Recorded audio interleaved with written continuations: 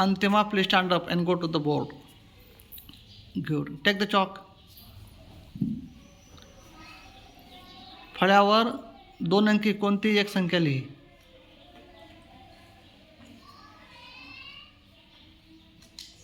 Good. त्या संख्येचं वाचन कर. 43. गुड.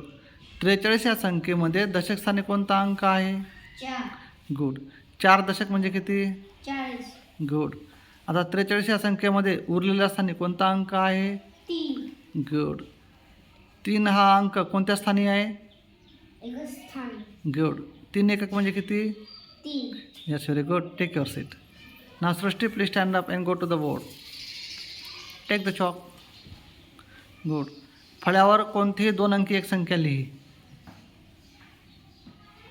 छान. कोणती संख्या आहे ती? 78. गुड.